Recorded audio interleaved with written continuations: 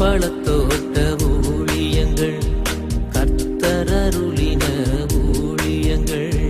திராட்சை பழத்தோட்ட ஊழியங்கள், கர்த்தர் அருளின ஊழியங்கள். அவரில் நிலைத்திருந்து கனி கொடுப்போம், கர்த்தர் வாய்க்க செய்வார். அவரில் நிலைத்திருந்து கனி கொடுப்போம், கர்த்தர் வாய்க்க செய்வார். துதி உமக்கே, துதி உமக்கே, துதி உமக்கே என்றுமே என்றும். துதி உமக்கே, துதி உமக்கே, துதி உமக்கே என்றுமே என்றும். துதி உமக்கே என்றுமே என்றும். துதி உமக்கே என்றுமே. சிறியவனை பொழுதிலிருந்தும் எளியவனை குப்பையிலிருந்தும் எடுத்து உயர்த்தி ராஜாக்களோடும் பிரபுக்களோடும் பந்திருக்க செய்கிற அருமை ஆண்டவர் இயேசு கிறிஸ்துவின் இனிதான நாமத்தினாலே இந்த சத்தத்தை கேட்கின்ற அனைத்து தேவனுடைய பிள்ளைகளுக்கும் என்னுடைய அன்பான வாழ்த்துகள். நீங்கள் கோடா கோடியை பெருகுவீர்களாக, உங்களுடைய பிள்ளைகள் கோடா கோடியை பெருகுவார்களாக என்று வாழ்த்துகின்றேன், ஆசீர்வதிக்கின்றேன். இந்த பொல்லாத உலகத்தில் நாம் ஆண்டவருக்காக வைராக்கியமாய் வாழ்வதற்காக நாம் அழைக்கப்படுகின்ற காலம் இது. ஏனோ தானோ என்று வாழ்வது கிறிஸ்தவ வாழ்க்கை அல்ல.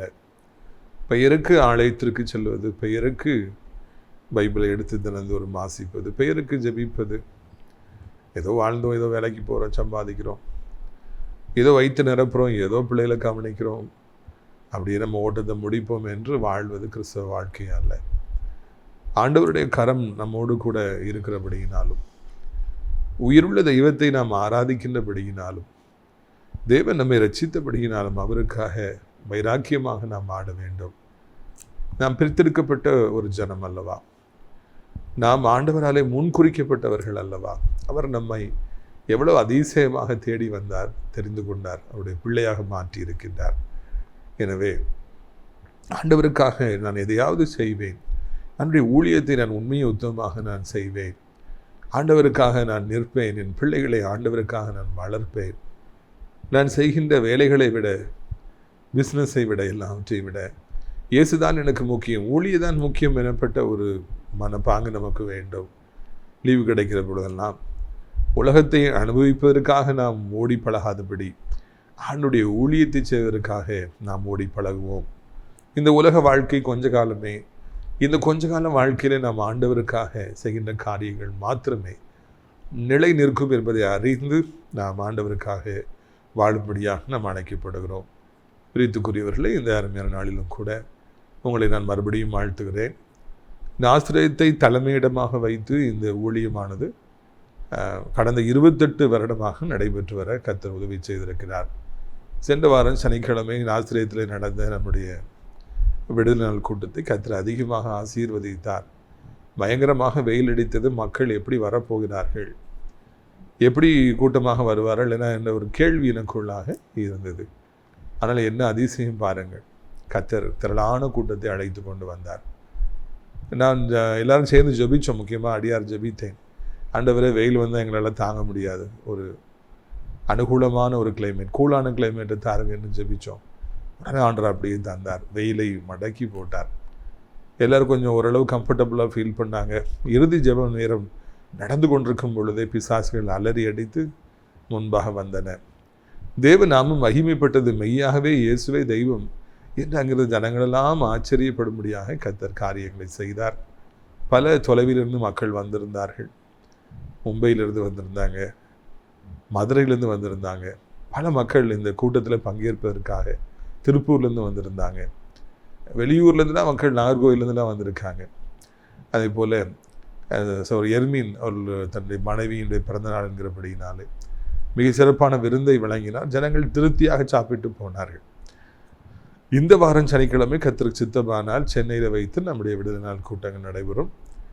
நீங்கள் யாவும் அறிந்ததை காலை 10 மணிக்கு பல்லாவரம் பம்மல் சியோன் காம்ப்ளெக்ஸ் உள்ளே வந்தீங்கன்னா 4வது மாடி மேல் தளம் லிஃப்டருக்கு பின்னால் வந்துடலாம்.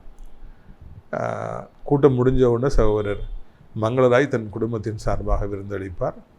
மாலை 6 மணிக்கு வடசென்னை ஜனங்களுக்காக பிகேஎன் பாலர் கல்வி நிலையம் அங்கே பார்த்தீங்கன்னா உள்ளே நேராக வந்து லெஃப்ட் எடுத்து மேலே first floor William Taylor hall அங்கே வச்சு நடக்குது. புருஷவாக்கம் வேப்பேரி நார்ச்சின்ன ஜனங்கள் எல்லாம் அங்கே அந்த கூட்டத்தில் வந்து பங்கெடுக்கும்படியாக அன்போடு நாங்கள் அழைக்கின்றோம். சகோதரர் அலெக்ஸ் பெஞ்சமின் அவர்கள் உங்களுக்காக நல்ல விருந்தை அளிப்பார்கள். கூட்டத்தின் இறுதியிலே அடியார் உங்களுக்காக தனித்தனியாக ஜெபிப்பேன் என்கிற நல்ல செய்தியை நான் அறிவிக்கும்படியாக விரும்புகிறேன். எத்தனையோ பேர் தினந்தோறும் நம்முடைய நிகழ்ச்சியை பார்க்குறீங்க. நீங்கள் ஏன் நேரடியாக வந்து நம்முடைய ஊழியங்களிலே பங்கு பெறக்கூடாது? ஏன் இயேசு கிறிஸ்து உங்களுக்காக தரும் விடுதலையை பெற்று செல்லக்கூடாது என்று உங்களை நான் அன்போடு கூட அழைக்கின்றேன். பிரியத்துக்குரியவர்களே, இந்த நாட்களிலே அடைக்கலான் குருவி எனப்பட்ட அந்த முதியோர் எல்லாம் கர்த்தருடைய கிருபையினாலே மிக சிறப்பாக நடைபெற்று வர ஆண்டவர் உதவி செய்திருக்கின்றார். அநேகர் தங்கியிருக்கிறாங்க. இன்னும் நிறைய இடங்கள் காலி இருக்கின்றன.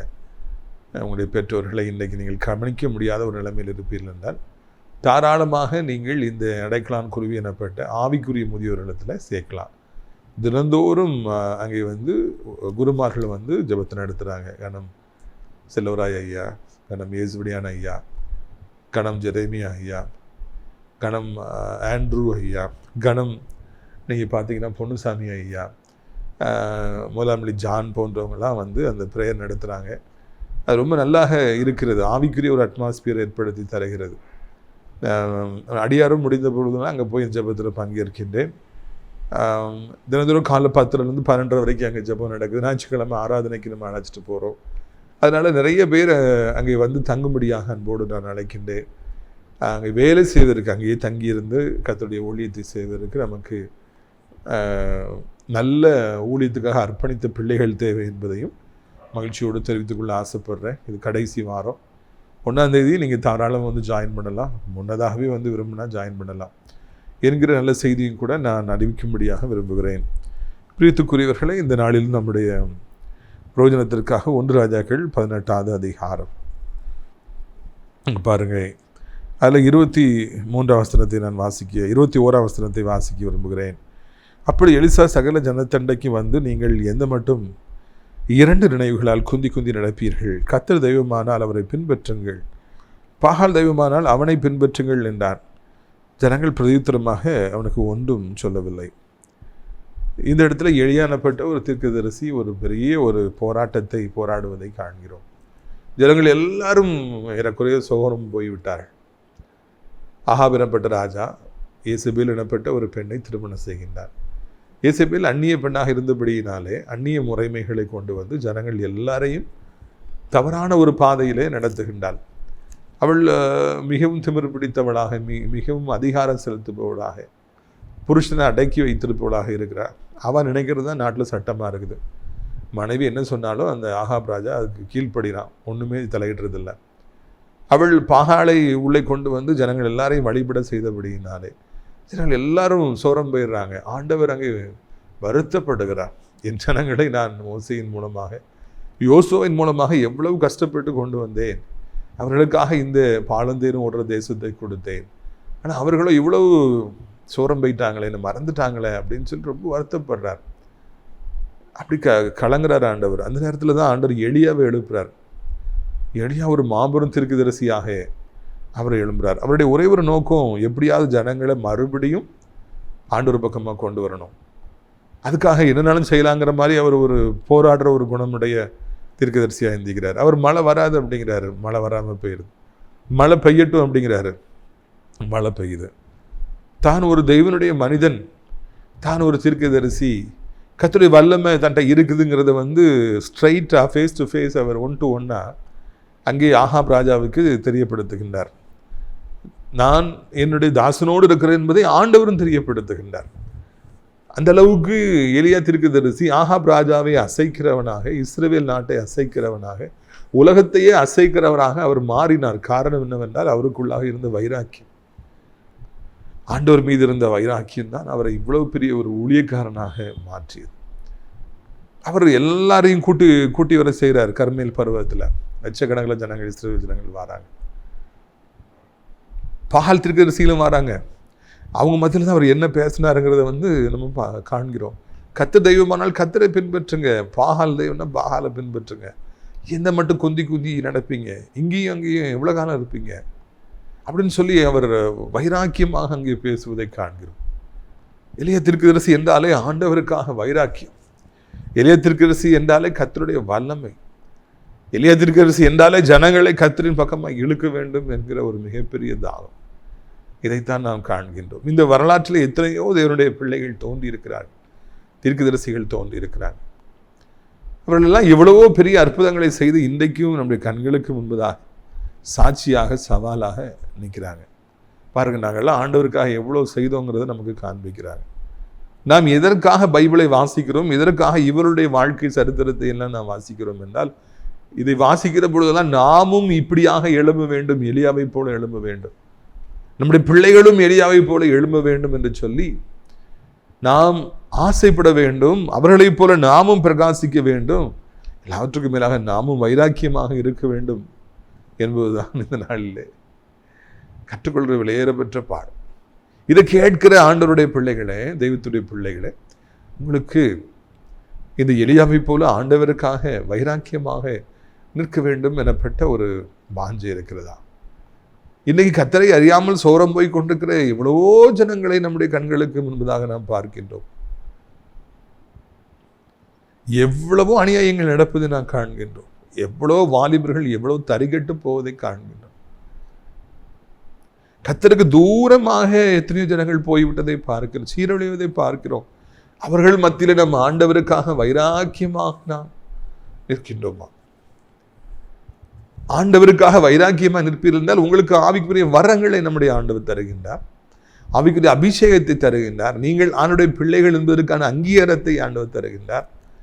நீங்கள் சொன்னால் எல்லாம் அப்படியே ஆமென்றும் ஆமேனும் நடக்கும்படியாக ஆண்டவர் செய்கின்றார். வரங்களை தருகின்றார், இயற்கையின் மேலே அதிகாரத்தை தருகின்றார், சூழ்நிலைகள் மேலே அதிகாரத்தை தருகின்றார், வியாதிகள் மீது அதிகாரத்தை தருகின்றார், அசுத்தாவிகள் மீது அதிகாரத்தை தருகின்றார்.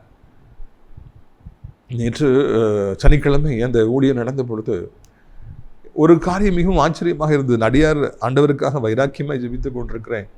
முக்கியமாக இந்த பொல்லாத ஆவிகள் மனிதர்களை துன்பப்படுத்துகிறது, சோரம் போக செய்கின்றது என்று அடியார் வைராக்கியமாக ஜெபித்துக் கொண்டிருக்கும் பொழுதே அந்த ஆவிகளை கடிந்து கொண்டு ஜெபிக்கும் பொழுது அவங்கெல்லாம் ஆட்டம் போட்டு தானாக ஸ்டேஜுக்கு முன்னால் உள்ள பலிபீடத்தில் வந்து விழுந்து அவங்கெல்லாம் ஆட்டம் போடுகின்றனர்.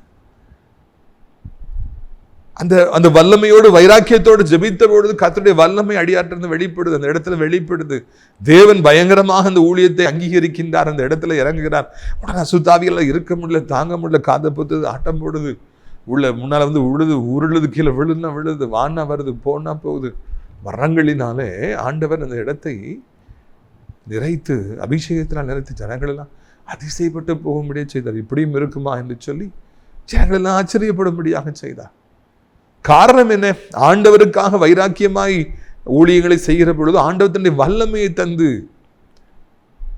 தன்னுடைய அதிகாரத்தை தந்து, தன்னுடைய கிருபையை தந்து, தன்னுடைய இரக்கத்தை தந்து அந்த இடத்திலே அவர் வெளிப்படுகிறார், மகிமையாக இறங்குகின்றார்.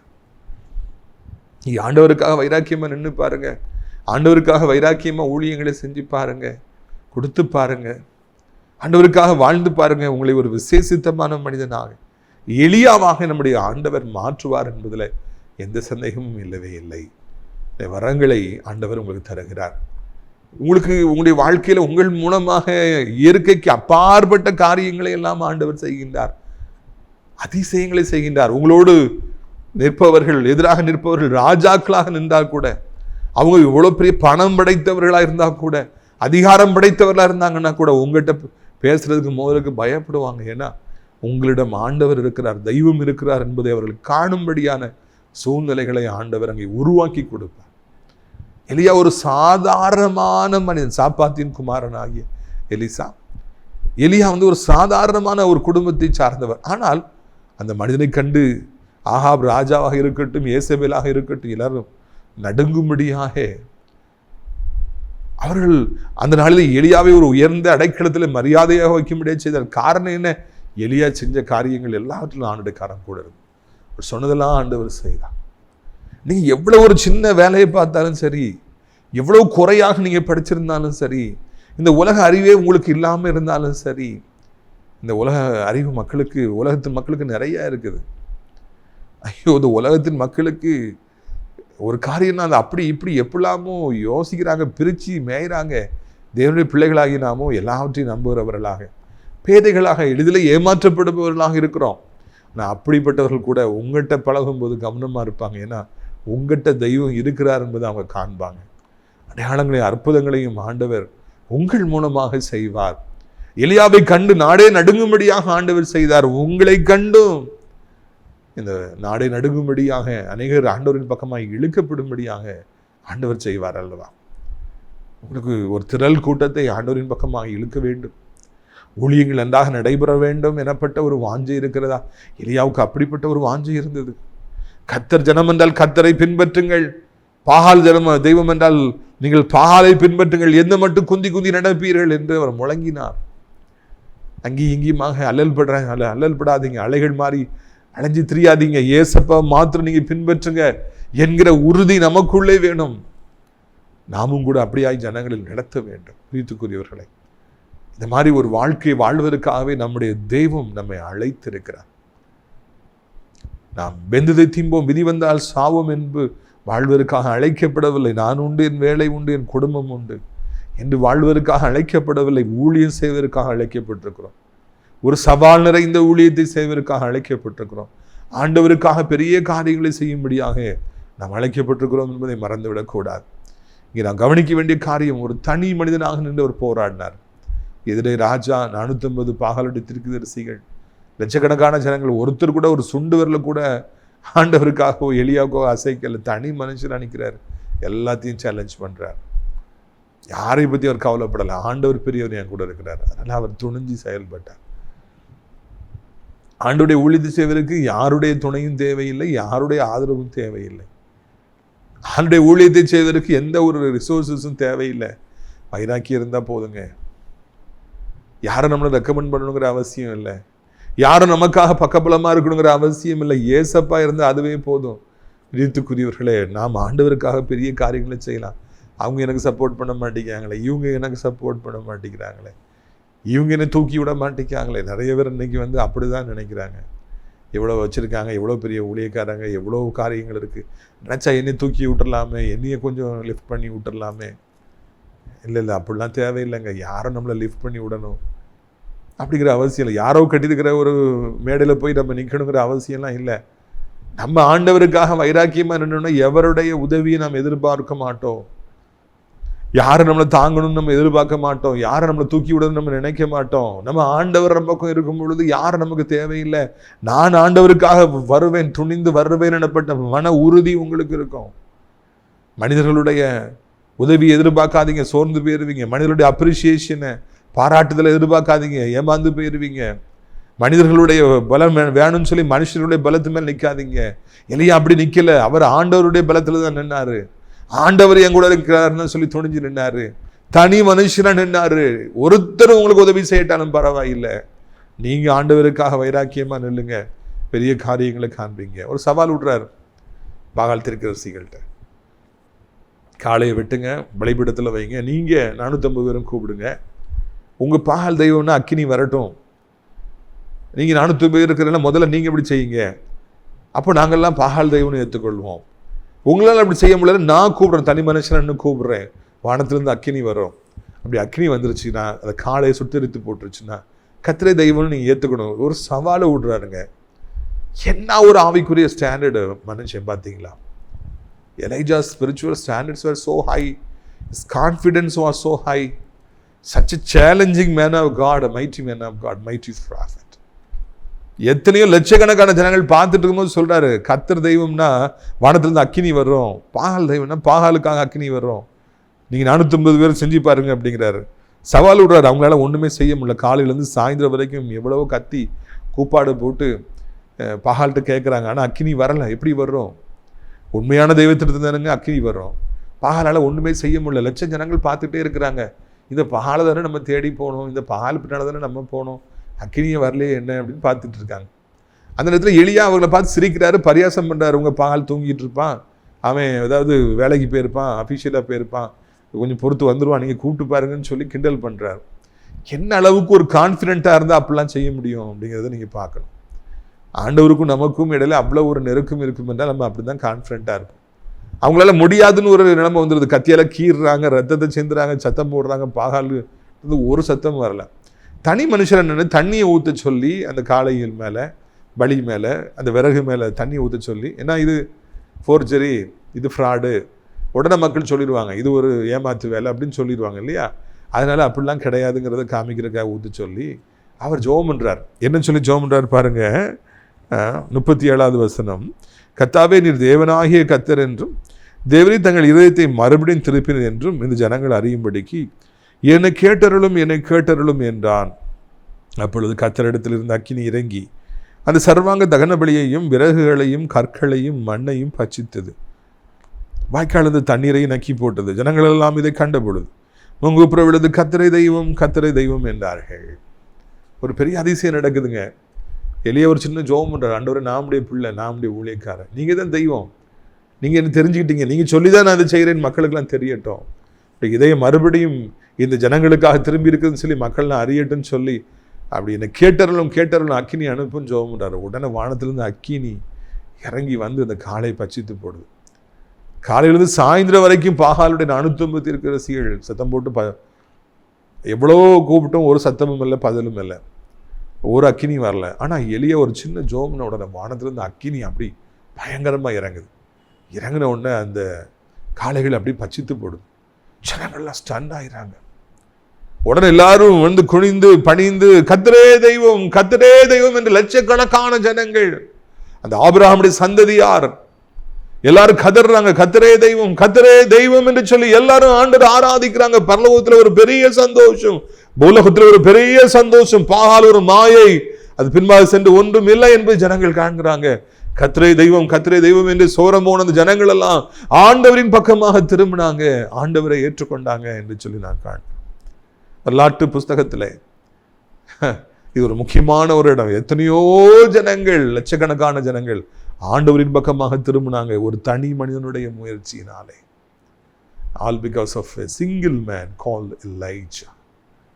அந்த ஒரு மனுஷனுடைய ஜெபம், அந்த ஒரு மனுஷனுடைய வைராக்கியம், அந்த ஒரு மனுஷனுடைய தாகம், அந்த ஒரு மனுஷனுடைய முயற்சி லட்சக்கணக்கான இஸ்ரவேல் ஜனங்களுக்கு கர்த்தரே தெய்வம் என்று தெரிய வந்தது. அவர்கள் எல்லாரும் கர்த்தரே தெய்வம் என்று சொல்லி ஆண்டவரை பணிந்து கொண்டார்கள். ஒரு பெரிய அதிசயத்தை செய்த பொழுதுதான் அது நடந்தது. 480 பேரால செய்ய முடியலைங்க, ஒரு மனுஷனை அவர் செஞ்சார். ஒரு பெரிய எழுப்புதல் நாளிலே இஸ்ரவேலில் ஏற்பட்டது என்று நான் காண்கின்றோம். பரலோகத்தில் ஒரு பெரிய சந்தோஷம் உண்டாயிருக்கும். அந்த இடத்துல பெரிய பெரிய நீதிமான்கள், பரிசுத்தவான்கள் எல்லாம் பரலோகத்தில் இருந்து களி கூர்ந்திருப்பாங்க. தேவனுடைய தூதர்கள் களி கூர்ந்திருப்பாங்க. எதுக்கு தெரியுமா? சவால் விட்டு ஜெயித்தார் தேவனுடைய மனிதன். தேவனுடைய பிள்ளைகள் ஒரு காலம் தோற்று போவதில்லை. நீங்களும் நானும் ஒரு காலம் தோற்று போவதில்லை. அதை நீங்கள் புரிந்திருக்கிறீர்களா? வெக்கப்பட்டு போவதில்லை. கர்த்தருடைய பிள்ளைகள் வெக்கப்பட்டு போவதில்லை. வெக்கப்பட ஆண்டவர் விடுவதில்லை. என் மகன் எனக்காக வைராக்கியம் இருக்கிறான், வெக்கப்பட விடவே மாட்டார். நீங்கள் எப்படியாவது விழுந்துட மாட்டீங்களா? காத்திருப்பாங்க. நான் தவறு செஞ்சிட மாட்டீங்களா? அதை உறக்க சொல்லி அவனை அவமானப்படுத்துவோன்னு காத்திருப்பாங்க. ஆனால் ஆண்டவர் விடவே மாட்டார். தேவன் உங்களை வைராக்கியத்தை கனப்படுத்துவார். எல்லோரும் உங்களை கண்டு பயப்படும்படியாக செய்வார். உங்கள் ஊழியத்தை ஆசீர்வதிப்பார். உங்கள் மூலமாக பெரிய காரியங்களை செய்வார். உங்கள் பிள்ளைகள் மூலமாக ஆண்டவர் பெரிய காரியங்களை செய்வார். ஆண்டவர் மகிமைப்படுவார். பிரித்துக்குரியவர்களே, இதைத்தான் இந்த நாளிலே நீங்கள் உணர்ந்து கொள்ளும்படியாக உங்களை அன்போடு கூட நான் அழைக்கின்றேன். அந்த நாளிலே ஒரு தனி மனுஷனாக எலியா இவ்வளவு பெரிய காரியத்தை ஆண்டவருக்காக செய்திருப்பார் என்றால் லட்ச ஜனங்கள், அதுக்கு பிறகு அவங்கெல்லாம் இந்த பாகால தேடி போயிருப்பாங்களா? ஜனங்கள் போயிருப்பாங்களா? போயிருக்கவே மாட்டாங்க. 450 தீர்க்கதரிசியில் எலியா வெட்டி போட்டுறார். என்னடா அப்படின்னு சொல்லி வெட்டியும் போட்டு ஒரு திறந்த வாசல் ஆண்டவருக்காக ஏற்படுத்துறாரு. நாடே ஆண்டவரின் பக்கமாக வந்துடுது. எலியாவால் அப்படி செய்ய முடியும்னா ஏன் என்னால் உங்களால் செய்ய முடியாது? நாமும் கூட ஆண்டவருக்காக வைராக்கியமாக செயல்படுகின்ற காலம். உங்களுடைய பிஸ்னஸை ஆண்டவர் ஆசீர்வதிப்பார். உங்களுடைய பிள்ளைகளை ஆண்டவர் ஆசீர்வதிப்பார். உங்களுடைய படிப்பை வாலிப மகனை வாலிப மகளே ஆண்டவர் ஆசீர்வதிப்பார். படிக்கிற பொழுதே ஊழியத்துக்குள்ளே வந்துடணும். படிச்சுட்டு இருக்கும்போதே கூட படிக்கிறவங்களுக்கு, ஹாஸ்டலில் இருக்கிறவங்களுக்கு அதை குறித்து அறிவிக்கணும். என்றால் இந்த நாட்களில் வாலிபருடைய வாழ்க்கையெல்லாம் நாசமாக போய் கொண்டிருக்கிறது. தற்கொலை நோக்கி போயிட்டு இருக்குது, போதையை நோக்கி போயிட்டு இருக்குது. அவர்களுக்கு அறிவிக்க வேண்டிய கடமை உங்கள் தலையின் மேலே இருக்கிறது. நாங்கள் எல்லாம் படிக்கிற காலத்திலேயே ஆண்டவரை குறித்து அறிவிச்சபடினால்தான் இன்றைக்கு ஆண்டவர் ஒரு ஊழியக்காரனாக மாற்றி நிறுத்தி இருக்கிறார். உங்களுடைய வாழ்க்கையிலும் அவர் அப்படியே செய்வார். நீங்கள் எல்லாம் ஆண்டவருக்காக வைராக்கியமாக எழும்பும்படியாக நான் அழைக்கின்றேன். ஒரு எளிய ஆண்டவருக்காக எழும்பி அவ்வளவு பெரிய காரியங்களை செய்தார். நீங்களும் கூட எழும்ப வேண்டும், உங்கள் பிள்ளைகளும் கூட எழும்ப வேண்டும். வைராக்கியம், ஆண்டவருக்காக நாம் காண்பிக்கிற வைராக்கியம் பெரிய காரியங்களை செய்யும். ஆண்டவர் அந்த வைராக்கியத்தை கனப்படுத்துவார். நான் உங்களுக்காக ஜெபிக்கட்டுமா? கண்களை மூடுவீர்களா? ஜெபிப்போமா? வானங்களை திறந்தே வல்லதேவன், அக்கினியால் பதில் தந்தார் ஜீவதேவன். வானங்களை திறந்தே வல்லதேவன், அக்கினியால் பதில் தந்தார் ஜீவதேவன். கர்த்தரே தேவன், கர்த்தரே தேவன் என்றே பணிந்தனர் தேவ ஜனங்கள். கர்த்தரே தேவன், கர்த்தரே தேவன் என்றே பணிந்தனர் தேவ ஜனங்கள்.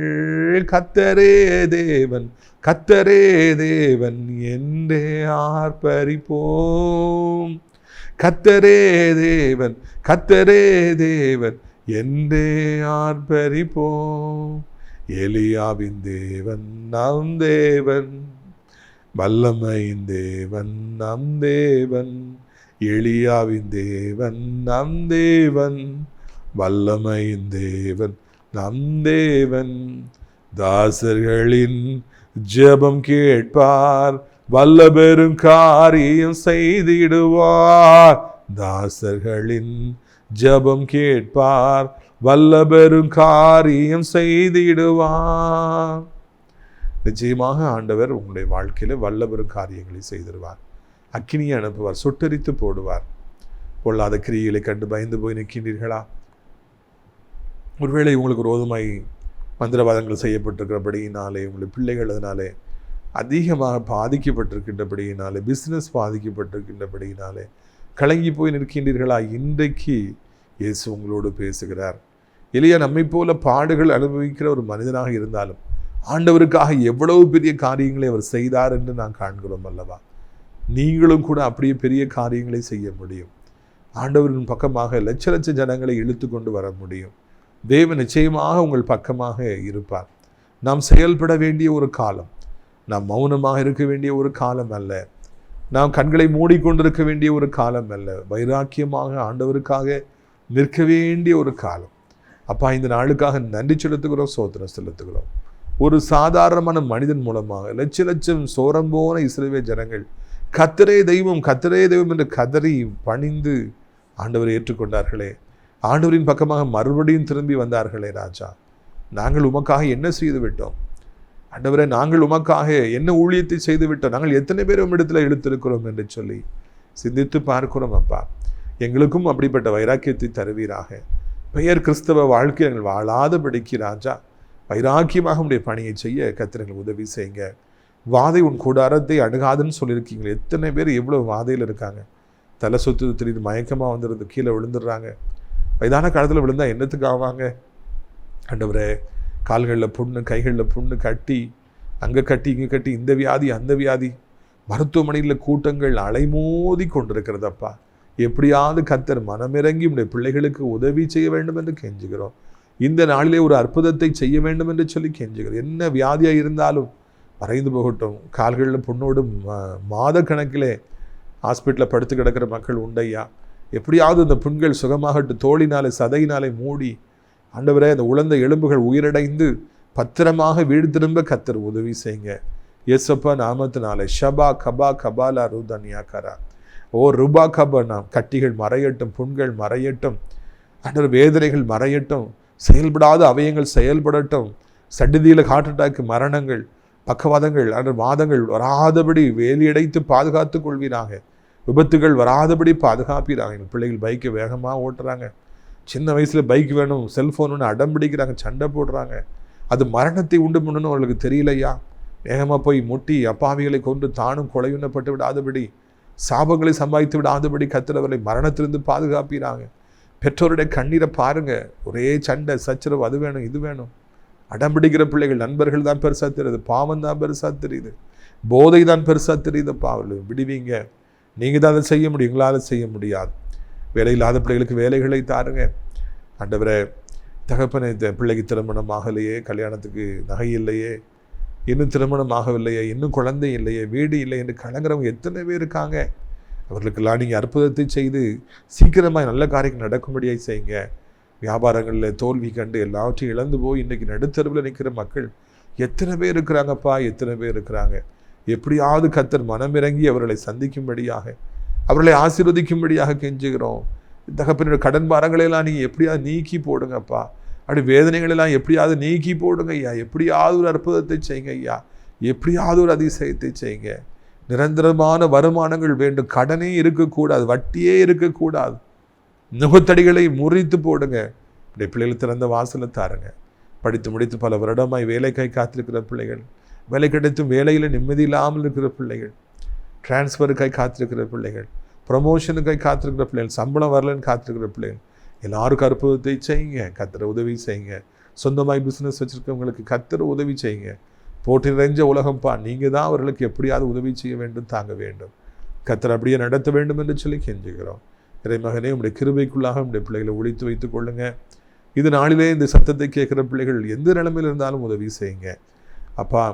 உலகம்ல இருக்கிற அத்தனை நாடுகளையும் ஆசீர்வதித்து சமாதானத்தை கட்டளையிடுங்க. எங்கள் தாய் திரடாய நாடாகிய இந்தியாவிற்காக, தமிழ்நாட்டுக்காக ஜெபிக்கிறோம். அனைத்து மதத்தவர்களையும் மொழி பேசுகின்றவர்களையும் ஆசீர்வதி ஆண்டவரை. அனைத்து தேவனுடைய பிள்ளைகள், ஆலயங்கள், திருச்சபைகள், பாஸ்டர்ஸ், ஊழியக்காரங்க, எவாஞ்சலிஸ்ட் எல்லாரையும் ஆசீர்வதிங்க. ஆசிரியர் திராட்சைப்பழத்தோட்ட ஊழியர்களை நேசிக்கிற, நாள்தோறும் நம்முடைய நிகழ்ச்சிகளை பார்க்கிற, அறிமுகப்படுத்துகிற, நம்முடைய ஊழியத்துக்காய் ஜெபிக்கிறது, கொடுக்கிற, தாங்குகிற பல நல்ல உள்ளங்கள் உண்டு. அனைவரையும் ஆசீர்வதிங்க ஆண்டவரே. ஆசிரியத்து அடைக்கலான் குருவி ஆவிக்குரிய முதியோர் இல்லத்தில் தங்குவதற்கு அநேகரை அழைத்து கொண்டு வாருங்க. அப்படியே கர்த்தாவே தோத்திரம் ஐயா. அநேகர நல்ல உள்ளம் படைத்தவர்களை இங்கே வேலை செய்யும்படி அழைச்சிட்டு வாருங்க. உன் நாமத்தை மகிமைப்படுத்துங்க. இயேசுவின் மூலமே ஜெபிக்கிறோம் நல்ல பிதாவே. என் ஆத்மாவை கர்த்தரை சோத்திரி, என் முழு உள்ளமே அவருடைய பரிசுத்த நாமத்தை சோத்திரி. என் ஆத்மாவை கர்த்தரை சோத்திரி, அவர் செய்த சகல உபகாரங்களை ஒருபொழுதும் மறவாதே. ஆமென்.